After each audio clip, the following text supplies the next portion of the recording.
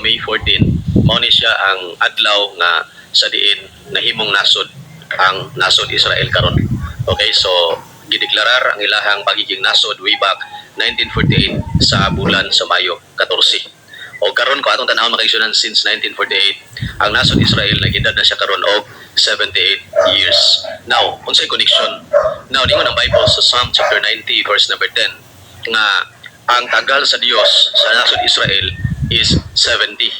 Unya ningon ang Bible, if by reason of strength kung aduna pay kusog, ina nga kusog, makalahutay pa sila, makasustinar pa sila.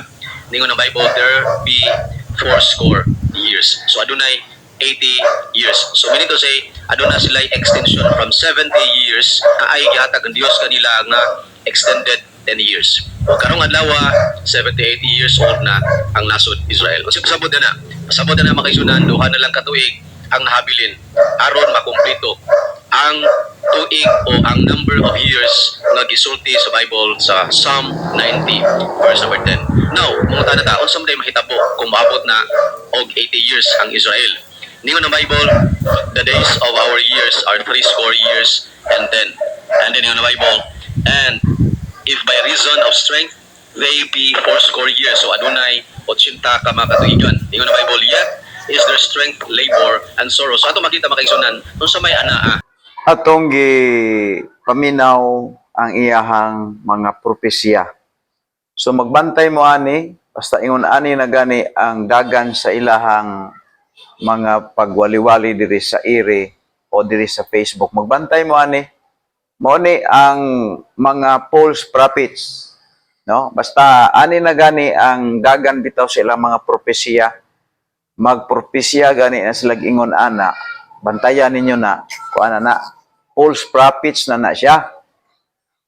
Ang iyang gikot nga verses, kung imong ayuhon o basa ang maong chapter sa Psalm 90 verse 10, wala gina di ang nagisgot ng Israel. Nagisgot ka na sa edad sa tao.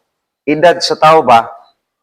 Pero giunsa man niya pag gamit ang maong bersikulo para mosunod sa iyahang opinion. Iyang gikot guys. So amping ta kay kini nga tao, false prophets ni siya.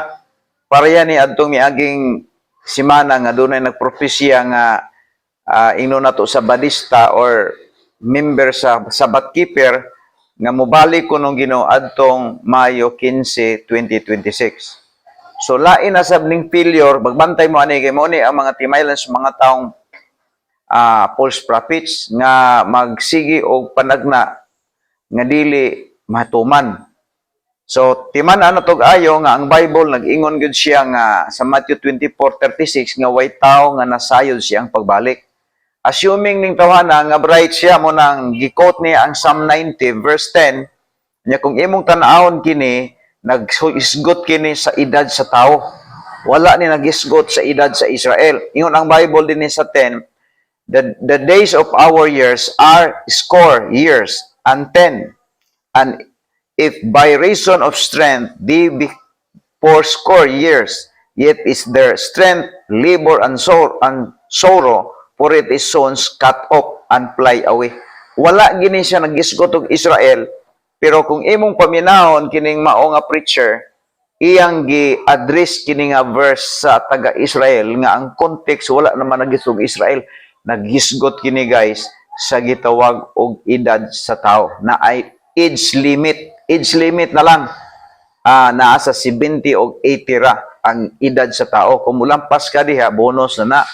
Pero sa iya nang gihasang dito sa Israel. So amping takay daghan kaayong mga mini nga magwawali karon nga nagpahisalaag sa katawhan. Usa na ni guys. Bye-bye. Oh my